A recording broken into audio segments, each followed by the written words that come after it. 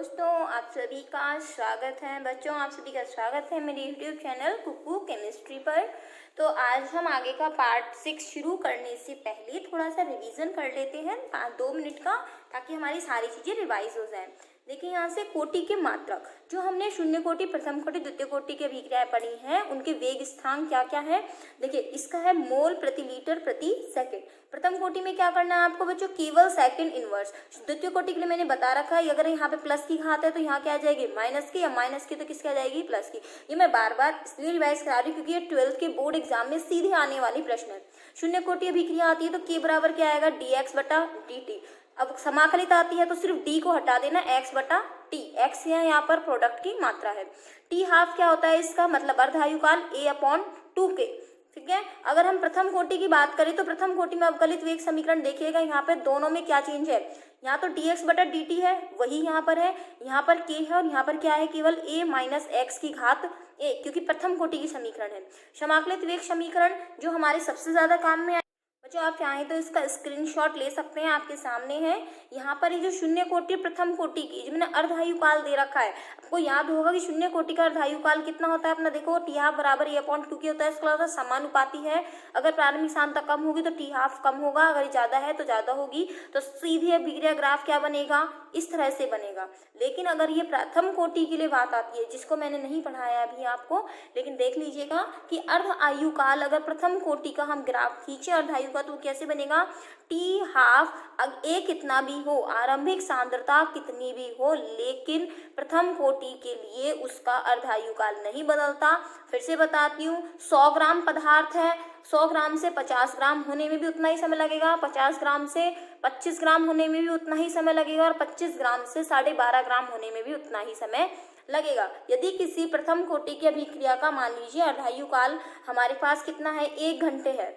1 घंटे में कोई पदार्थ जो होता है वो 100 ग्राम से क्या हो जाता है, 50 ग्राम हो जाता है, तो निश्चित रूप से उसे 25 ग्राम होने में भी 1 घंटे का समय ही लगेगा। अगर 25 ग्राम से 12.5 ग्राम की बात करें तो भी कितने घंटे का समय लगेगा, 1 घंटे का समय लगेगा। अर्थात प्रारंभिक सांद्रता कितनी भी हो, देखो कम होगी तो भी अर्धायुकाल निश्चित है, अगर ज्यादा होगी तो भी अर्धायुकाल निश्चित है। ये केवल किसके लिए होगा, प्रथम कोटि के लिए होगा, कि शून्य कोटि के लिए ऐसा नहीं होगा। और दूसरी बात, इसमें 2 अंतर मैंने आपको पढ़ाए हैं, वेग स्थिरांक और वेग में अंतर, कोटि और अनुसंख्या में अंतर। बच्चों, ये दोनों अंतर अच्छी तरह याद कर लीजिएगा, ये पेपर में आने वाले क्वेश्चन में से है। ठीक है। आज हम पार्ट 7 पढ़ने जा रहे हैं अपना इस चैप्टर का। देखिएगा किस प्रकार से आगे का। देखिए, अभी थोड़ी देर पहले मैंने प्रथम कोटि के अर्धायुकाल की बात की थी। मान लीजिए आपसे ऐसा पूछा जाता है कि एक प्रथम कोटि की अभिक्रिया है जिसका प्रारंभिक पदार्थ कितना है, 100 ग्राम है। ठीक है। और तथा उसका अर्ध आयुकाल कितना है, उसका टी हाफ का मान कितना है, 1 घंटे है। कितना है, 1 घंटे। बताइए कि अभिक्रिया के 12.5 ग्राम खत्म होने में कितने अर्ध आयुकाल लगेंगे, कितने अर्ध आयुकाल लगेंगे, अर्थात कितने घंटे का समय लगेगा। तो देखिए, यहाँ से हम इसको जस्ट आधा करते जाते हैं। 100 ग्राम से क्या कर दिया बच्चों हमने, 50 ग्राम, 50 ग्राम से क्या कर दिया, 25 ग्राम, और 25 ग्राम को आप आधा करेंगे तो कितना लगेगा, 12.5 ग्राम। अर्थात 100 ग्राम से 50 ग्राम होने में कितना समय लगा, 1 घंटे। 50 से 25 खत्म होने में कितना लगा, 1 घंटा। 25 से 12.5 ग्राम होने कितना लगा, 1 घंटा। इसका मतलब कितने अर्धायुकाल लगेंगे, 3 अर्ध आयुकाल लगेंगे। कितने अर्धायुकाल लगेंगे बच्चों, 3 लगेंगे। देखिए, समय निश्चित है, समय बदल नहीं रहा है। 12.5 ग्राम का और आप करते हो 6.25 ग्राम भी कर देते हो, 6.25 ग्राम भी कर देते हो, तो भी कितना लगेगा, 1 घंटा। मैंने सवाल यहाँ तक पूछा था अर्धायुकाल कितने लगेंगे। अगर 12.5 ग्राम तक की बात करते हैं तो कुल समय कितना लगा, 3 घंटे का समय लगा, अर्थात 3 हाफ लाइफ यहाँ पर लगी। अगर 6.25 ग्राम तक कहता तो इस प्रकार से आप निकाल सकते हैं कि कितने का समय लगेगा। आज हम जो अगला टॉपिक पढ़ने जा रहे हैं बच्चों, उसका नाम है अंतराली समीकरण। ठीक है। बहुत आसान है, छोटा सा, थोड़ा सा आपको कैलकुलेशन में साथ साथ करनी होगी। कॉपी पेन लेकर बैठिएगा, मैं आपको बोलती जाऊंगी, साथ साथ मैं भी करूंगी और आप भी कीजिएगा।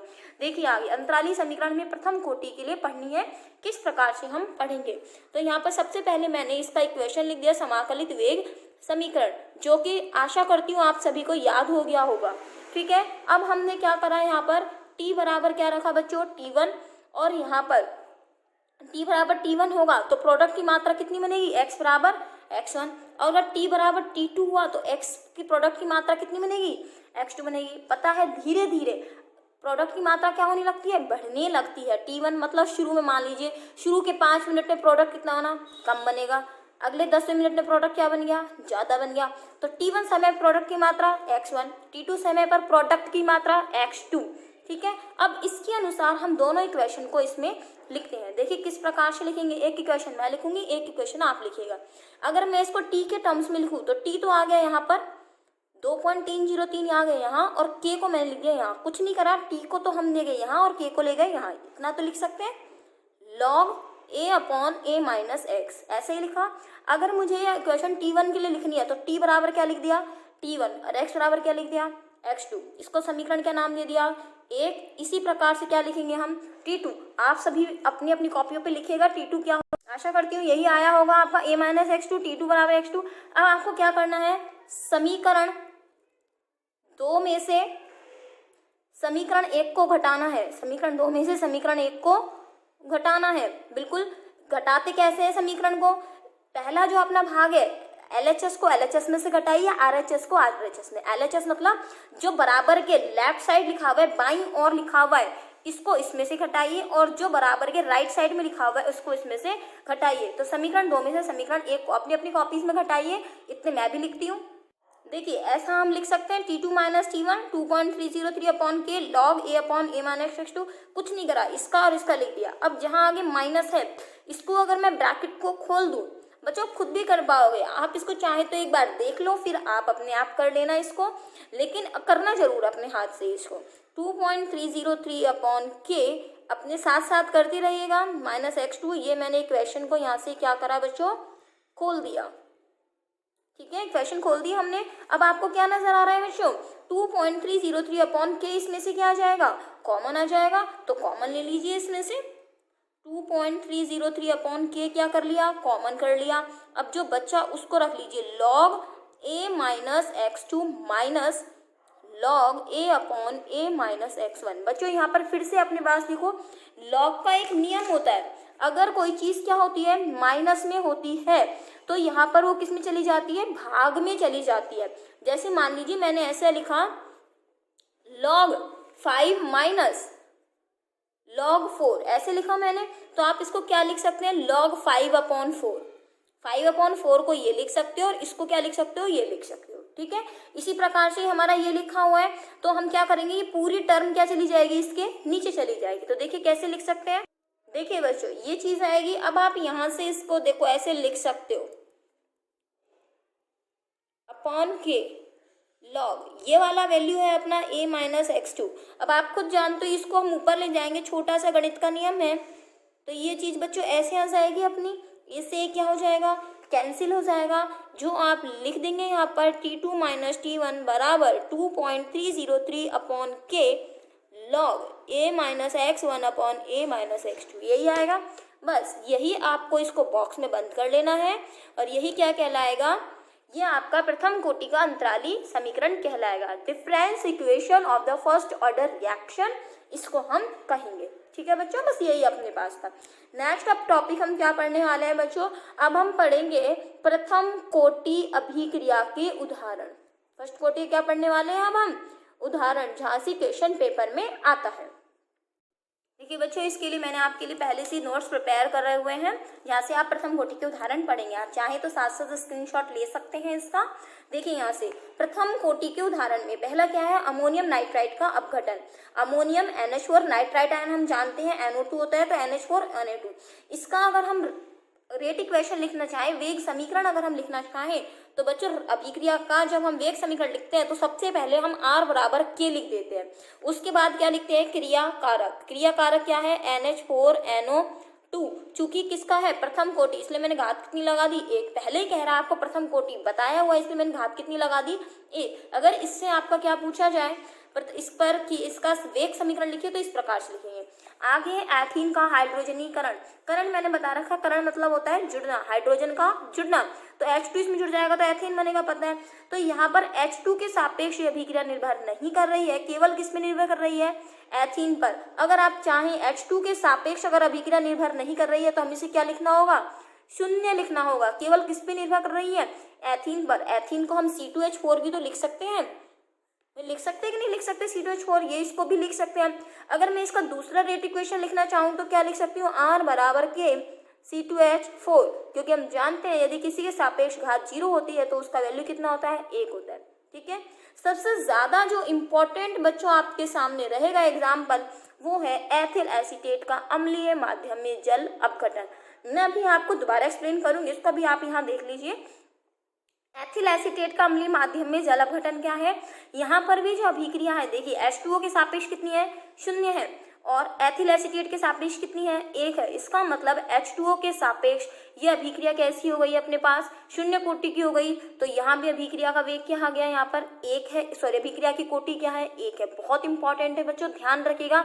माध्यम कैसा है, अम्लीय है, अर्थात अम्ल की उपस्थिति में यह अभिक्रिया होती है। आगे देखिएगा, नेक्स्ट देखिएगा, इसमें एजो आइसोप्रोपीन का ऊष्मीय अपघटन। ये जो बड़े बड़े से नाम है बच्चों, वही लिखना सिखा दूंगी। एजो आइसोप्रोपीन क्या है, एजा वर्ड का मतलब हमेशा याद रखना बच्चों नाइट्रोजन होता है। आगे जब ऑर्गेनिक आप पढ़ेंगे तो एक सूत्र आएगा बेंजीन डाई एजोनियम क्लोराइड। तो मेरे शब्द को ध्यान रखना, जहां भी एजा शब्द देख लीजिए वहां पर नाइट्रोजन अवश्य आएगा। और प्रोपेन, अगर यहाँ पर ये एन प्रोपेन होता तो हम 3 कार्बन सीधे लिखते, लेकिन ये क्या है, आइसोप्रोपेन, इसीलिए हमने क्या लिख दिया, आइसो लिख दिया है। दोनों तरफ हमने, अगर देखो यहाँ तक की बात करूं तो ये देखो इसके बाद रिपीट ही तो कर रखा है ये, तो ये N2C2H12, तो ये भी मैंने आपको बता दिया। इसके सापेक्ष भी क्या होगी, 1। H2O2 का विघटन, तो ये हमारे पास इसकी भी विक्रिया कोटि क्या होगी, 1। रेडियो एक्टिव विघटन बच्चों, इस पे इंपॉर्टेंट मार्क कर लो, जो पेपर में आया हुआ है। सीधे पूछता है रेडियो एक्टिव विघटन की जो अभिक्रिया है हमारी, ये कौन सी कोटि की है। रेडियो एक्टिव विघटन क्या होता है, जो परमाणु बम में होती है अभिक्रिया, जहाँ नाभिकीय विखंडन होते हैं। तो यहाँ रेडियम जो है 2 भागों में टूटा, रेडॉन और हीलियम। तो यहाँ पर जो अभिक्रिया है ये भी क्या है, अभिक्रिया प्रथम कोटि की होगी। N2O5 का विघटन, ये भी अभिक्रिया क्या होगी, प्रथम कोटि की होगी। यहाँ से मैंने आपको 7 एग्जाम्पल बताए हैं, और 7 में से सबसे इंपॉर्टेंट 2 एग्जाम्पल पे मैंने टिक मार्क किया है।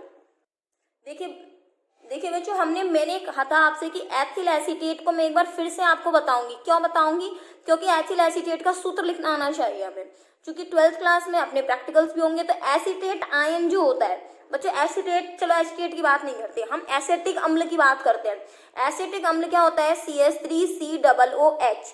अगर मैं H लगा दूं यहाँ पे तब तो वो क्या हो जाएगा बच्चों, हो जाएगा एसिटिक अम्ल। लेकिन अगर मैं ये H नहीं लगाऊं तो ये क्या है, एसीटेट आयन। और एथिल आपको पता है, एथिल में कितने कार्बन होते हैं बच्चों, 2 कार्बन होते हैं, और 2 कार्बन होता है, और एथिल समूह क्या बोलते हैं, C2H5। हो गया एथिल एसीटेट, कोई दिक्कत नहीं आई इसके अंदर। इसका हमने क्या करना है, अम्लीय माध्यम में जल अपघटन। आगे की क्वेश्चन तो खैर आप लिख ही सकते हैं। अगर ऑर्गेनिक में आप अच्छे हैं तो आपको पता होगा, नाइलॉन 66 हमने बनाया था, वहां भी हमने किसकी बात की थी, अम्ल प्लस एल्कोहल। अम्ल और एल्कोहल मिलके एस्टर बनाते हैं बच्चों, एक प्रकार का एस्टर है।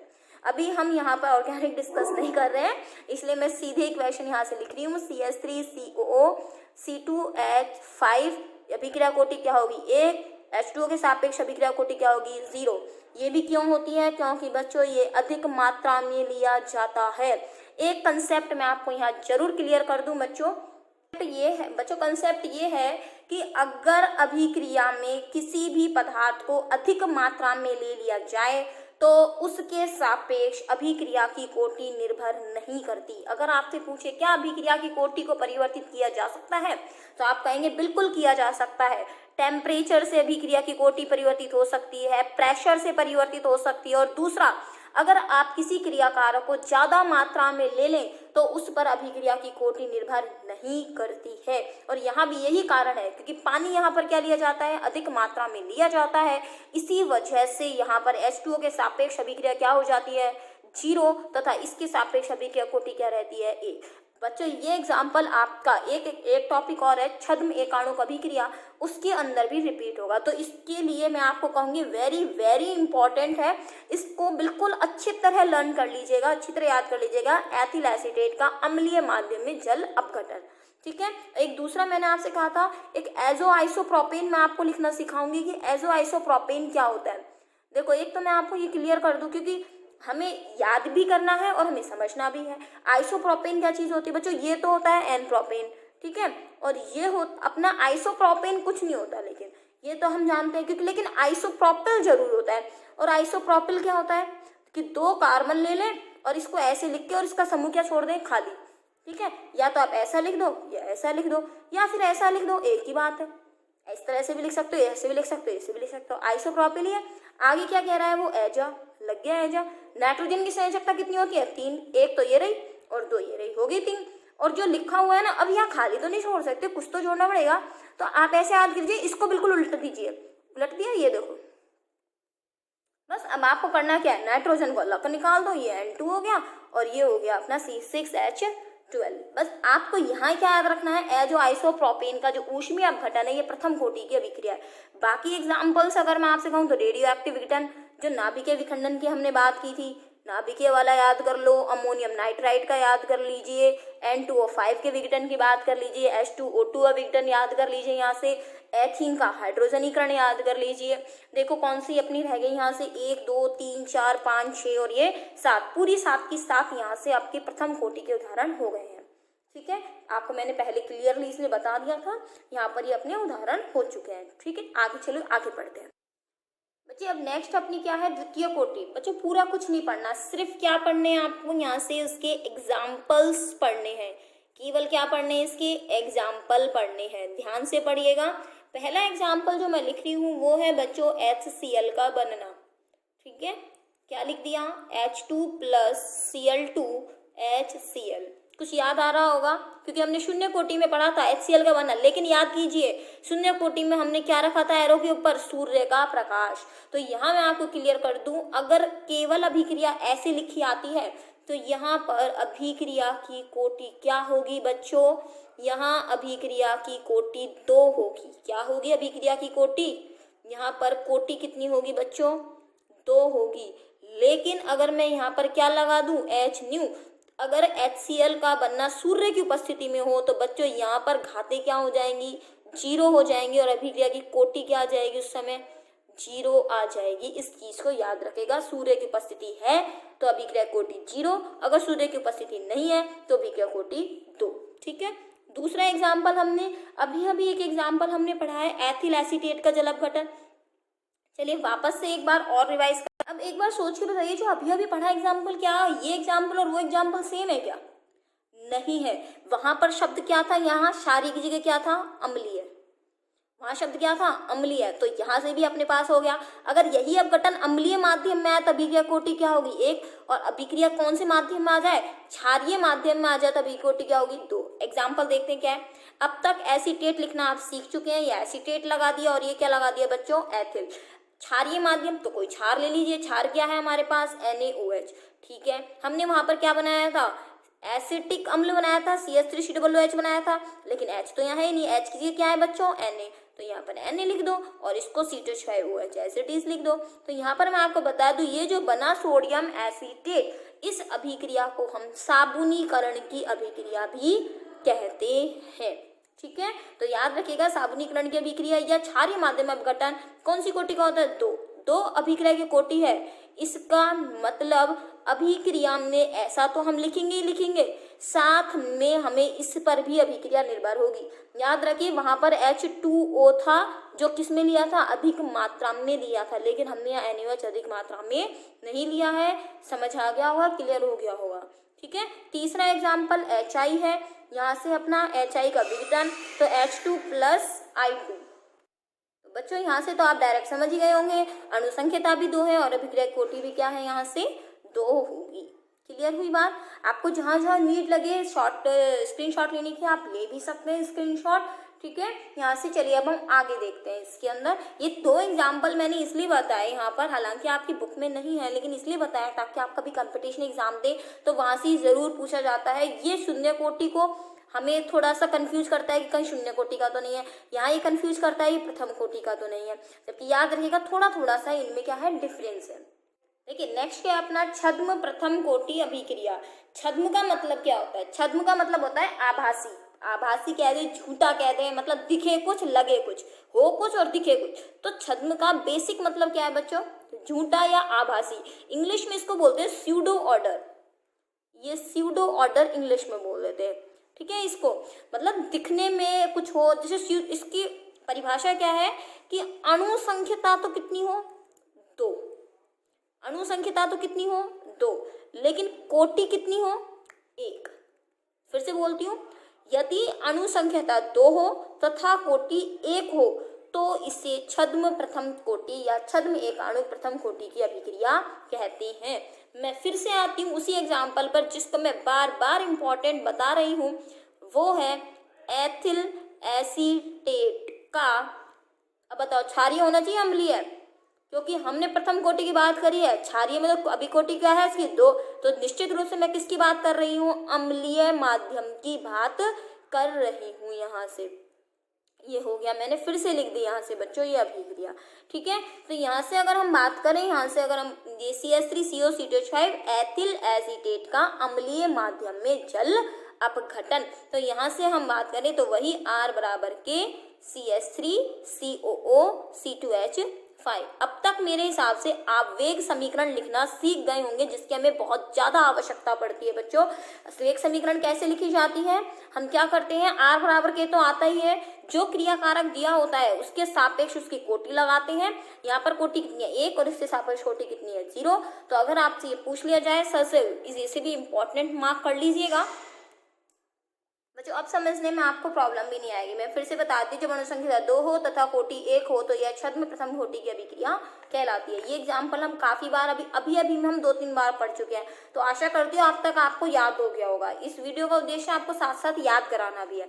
H2O की मात्रा अधिक होने के कारण अभिक्रिया का वेग H2O पर निर्भर नहीं करता। एक एग्जाम्पल है एथिल एसीटेट जल अपघटन, तथा दूसरा एग्जाम्पल किसका है बच्चों? इक्षु शर्करा। इक्षु आप जानते हैं किसको बोलते हैं? गन्ना। गन्ने से क्या मिलती है? चीनी। और चीनी क्या होती है? सुक्रोज। और सुक्रोज का सूत्र क्या है? C12H22O11। आपसे पूछे कोई चीनी का सूत्र क्या है, तो बच्चों ये जो सूत्र लिखा हुआ है ना, यही चीनी का सूत्र है। ये सुक्रोज ही क्या होती है? चीनी। शु क्या होता है? गन्ना। गन्ने से क्या मिलती है? चीनी। और चीनी क्या होता है? सुक्रोज। इसका क्या कराया? जल अपघटन। जब जल अपघटन कराया तो ध्यान रखिएगा ये ग्लूकोज और फ्रक्टोज में टूटते हैं। यहाँ पर भी अभिक्रिया का वेग केवल सुक्रोज पर निर्भर करता है, H2O की सांद्रता पर निर्भर नहीं करता। तो सीधे अपने पास ये आ जाता है। ये जो प्रतिपन शब्द का अर्थ क्या है बच्चों, अभी मैं इसको डिस्कस नहीं करूंगी। जब आप 12th क्लास का बायोमोलिक्यूल जैव अणु चैप्टर पढ़ेंगे तो ये प्रतिपन शब्द वहां पर भी आएगा। जब आप 10th चैप्टर पढ़ेंगे हेलो एल्केन वाला, तो भी ये शब्द आएगा। तो वहां पर ये प्रतिपन शब्द का जो अर्थ है वो ऑर्गेनिक केमिस्ट्री से जुड़ा हुआ है, इसीलिए मैं इसको रिलेट नहीं कर रही हूँ यहाँ से, क्योंकि थोड़ा सा ऑर्गेनिक केमिस्ट्री लगेगी कि बंध किस प्रकार से जुड़ते हैं, इसलिए शब्द यहाँ पर इसी का ही है, ठीक है। तो यहाँ पे इन्वर्जन ऑफ जो अपना केन शुगर है, इक्षु शर्करा का प्रतिपन है, ये एग्जाम्पल भी इसका आएगा। 2 एग्जाम्पल। आप चाहे तो स्क्रीनशॉट ले सकते हैं इसका, ठीक है बच्चों। चलो आगे चलते हैं बच्चों। जो इसका जो इम्पोर्टेंट पार्ट है इस चैप्टर का वो है इसके न्यूमेरिकल्स। न्यूमेरिकल्स समझाने से पहले बच्चों मैं इसके बेसिक्स आपको समझाना चाहूँगी, क्योंकि न्यूमेरिकल्स में जो यहाँ ज़रूरत पड़ेगी वो हमें किसकी ज़रूरत पड़ने वाली है? लॉग की। तो पहले मैं आपका न्यूमेरिकल समझाने से पहले लॉग का जो कंसेप्ट है इसे क्लियर कर रही हूँ। लॉग के कंसेप्ट एक बार आप देख लीजिए कि लॉग कैसे सॉल्व होता है। अगर आपको आता है लॉग सॉल्व करना तो आप यहाँ पर इसको ड्रॉप भी कर सकते हैं, लेकिन नहीं आता तो मेरे हिसाब से एक बार आप समझ लीजिए कि लॉग कैसे सॉल्व करते हैं, लॉग के बेसिक कंसेप्ट क्या है। तो बच्चों यहाँ से अगर मैं आपको बताऊं, सबसे पहली बात लॉग 10 की वैल्यू कितनी होती है बच्चों? 1। कितनी होती है लॉग 10 की वैल्यू? 1। जितनी जीरो आप बढ़ाते जाए, लॉग 100, क्या लिख दिया? लॉग 100। कितनी जीरो है? 2। तो वैल्यू कितनी आ गई लॉग की? 2। अगर मैंने यहाँ से कहा लॉग 1000 तो कितनी वैल्यू आ गई यहाँ से? 3। तो ये तो हुआ 10, 100, 1000 कैसे आपको लिखना है। जितनी जीरो आती जाए उतना क्या लिखते जाएंगे आप? लॉग की यहाँ से लॉग 10 बराबर 1, 100 बराबर 2, 1000 बराबर 3। अब दूसरा कंसेप्ट यहाँ से लॉग का, अगर लॉग में ऐसा लिखा हो a की घात x इस प्रारूप में हो तो इसको सॉल्व करने का तरीका होता है x log a। मतलब ये जो पावर है वो कहाँ आ जाती है, आगे आ जाती है। आगे देखेंगे इसके अंदर, जैसे मान लीजिए लॉग क्या लिखा हुआ है 100, इसको सॉल्व करना है। अभी अभी मैंने आपको लॉग 100 की वैल्यू कितनी बता रखी है, 2। अगर मैं लॉग 100 ना लिख के इसे लॉग 10 की घात 2 लिखूं तो क्या ऐसा लिखा जा सकता है? बिल्कुल लिख सकते हैं कि log 10 का स्क्वायर लिख सकते हैं 100। तो इस 2 को हम कहाँ ले आए बच्चों, आगे ले आए, तो 2 log 10। ठीक है, अब मुझे ये बताइए जो log 10 हमने लिखा इसकी वैल्यू कितनी बताई है अभी, 1। तो क्या हम इसको 2 गुना 1 लिख सकते हैं? वैल्यू कितनी आ गई, 2। देखिए log 100 2 ही बताया है आपको। आगे देखिए मैंने आपसे कहा log 1000 इसकी वैल्यू, तो मैं इसको ऐसा लिख सकती हूँ log 10 की घात 3। तो क्या हम ऐसा भी लिख सकते हैं इसको आगे ले आए 3 log 10, और log 10 की वैल्यू क्या होती है 1, तो बराबर कितना आ गया 3। ये देखिए मैच करिए, यहाँ से आंसर आ गया 3। तो इस प्रकार से इस वाला जो फॉर्मूला है इसको यूज किया जाता है। चलिए फॉर्मूला मैं आपके साइड में लिख देती हूँ कि log अगर आपका ऐसा आ जाता है a की घात x, तो इसको क्या लिख सकते हैं x log a। ठीक है, क्या लिख सकते हैं बच्चों, x log a। आगे का थोड़ा सा पोर्शन समझते हैं हम इसके अंदर। देखिए नेक्स्ट अपन कहते हैं कि अगर ऐसा लिखा आ जाए हमारे पास कि log, जैसे हमारे पास आ गया 2 गुणा 4, क्या लिखा आ गया 2 गुणा 4, या फिर इसका फॉर्मेट में अगर मैं कहूँ, मैंने ऐसा लिख दिया log a इंटू b। ठीक है, तो इसको क्या लिख सकती हूँ log a plus log b। ठीक है, तो यहाँ इसको क्या लिखा जा सकता है बच्चों, log 2 plus log 4, log 2 plus log 4। तो यहाँ से log 2 की वैल्यू लिखनी होगी और log 4 की वैल्यू लिखनी होगी। इट मीन्स अपने पास फॉर्मूला क्या आ गया कि अगर कोई ऐसी चीज आ जाए हमारे पास log a इंटू बी के फॉर्मेट में आ जाए, तो उसका सूत्र क्या होगा log a plus log b। Clear हुआ? अगर प्लस में आ जाए तो गुणा कर सकते हैं, प्लस में आ जाए तो इसको चेंज कर सकते हैं। नेक्स्ट अपने पास क्या होता है बच्चों, अगर आपके पास इस तरह से आ जाए log a अपॉन b, भाग वाली भाग, अगर गुणा वाली भाग प्लस में होगी चीज तो भाग वाली किस में होगी, माइनस में। तो ये क्या हो गया log a minus log b। बच्चों इसको लाइट मत लेना कि तो चैप्टर का पार्ट नहीं है, लेकिन आपको अगर log सॉल्व करना नहीं आता है तो आप केमिकल काइनेटिक्स के न्यूमेरिकल इसको समझे बिना सॉल्व नहीं कर पाएंगे। तो इसलिए पहले log के कंसेप्ट इसको समझ लीजिएगा। भाग है तो किसमें चला जाएगा, माइनस में। तो ये भी क्या आ गया, log का एक फॉर्मूला आ गया हमारे पास। log a अपॉन b को क्या लिख सकते हैं बच्चों, log a minus log b यहाँ से लिख सकते हैं। आपको याद होगा प्रथम कोटि में हमने इस चीज को बहुत यूज किया है कि minus ln a minus x ln a था हमारे पास, हम इसको अभी भाग में ले गए थे। थोड़ी देर पहले हमने अंतराली समीकरण सीखी थी, उसमें भी हमने ये चीज की थी। तो ये ध्यान रखिएगा, भाग वाली चीज किस में आएगी, माइनस में आएगी। चलिए एक दो चीज हम सॉल्व करके देख लेते हैं। यहाँ से मैंने ऐसा लिख दिया log 4 अपॉन 5, तो इसको आप क्या लिखेंगे log 4 माइनस log 5। लेकिन अभी तो हमें वैल्यूज ही नहीं पता। चलिए अब वैल्यू की बात करते हैं कि वैल्यू किस किस की हमको याद रखनी है। बच्चों मैं आपको ये वाली तो याद करने की जरूरत ही नहीं है, जितने जीरो हो उतने लगा देना। अब देखिए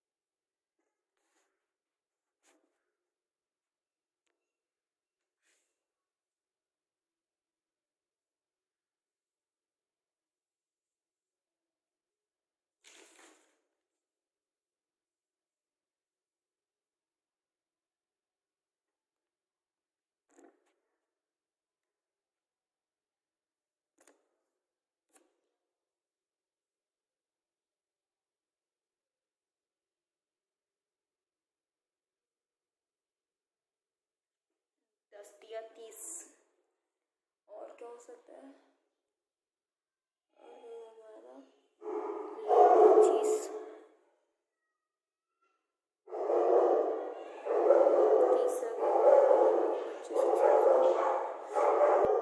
बच्चों आप इन लॉग्स को सॉल्व करके देखिएगा, है ना। अगर आपसे ये लॉग सॉल्व हो जाते हैं, लेकिन लॉग सॉल्व करते टाइम मैं फिर से कह रही हूँ, आप केवल log 2, log 3, log 5, log 10 जो वैल्यूज मैंने बताई केवल उन्हीं को यूज करिएगा। एक बार प्रैक्टिस करके देखिएगा कि आप लॉग की वैल्यू सॉल्व कर पा रहे हो या नहीं कर पा रहे हो। अगर आपको लॉग सॉल्व करना आ गया तो बहुत अच्छी बात है।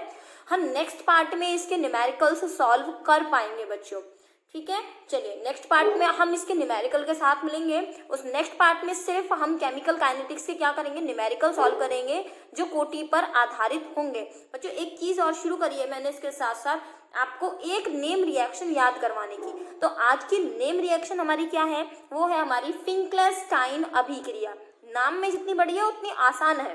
तो हम आज के एक स्पेशल सेशन पे आ गए हैं, 1 मिनट का सेशन अपना फिंकलस्टाइन अभिक्रिया। रोज एक नेम रिएक्शन याद करेंगे बच्चों। RX को आप भली भांति पहचानते हो, ये है एल्किल, ये है हैलाइड, ठीक है। इसकी अभिक्रिया मैंने किससे कराई, NaI से। किससे कराई, सोडियम आयोडाइड से। किसकी उपस्थिति में कराई, एसीटोन। देखो कितना आसान है, क्या करना है, NaX को बाहर करना है और ये बन गया RI। हो गई आसान रिएक्शन, ये NaX बाहर हो गया। यहाँ X बराबर क्या होता है बच्चों, यहाँ पर ये X बराबर होता है Cl या फिर Br, बस इसके अलावा कुछ नहीं होगा। फ्लोरीन भी नहीं होगा और आयोडीन भी नहीं होगा, ClBr होगा, ठीक है। इसी के साथ, ठीक है, अब ये याद करिएगा आप अभिक्रिया साथ साथ एक डेली कराएंगे आपको अभिक्रिया। थैंक यू, धन्यवाद।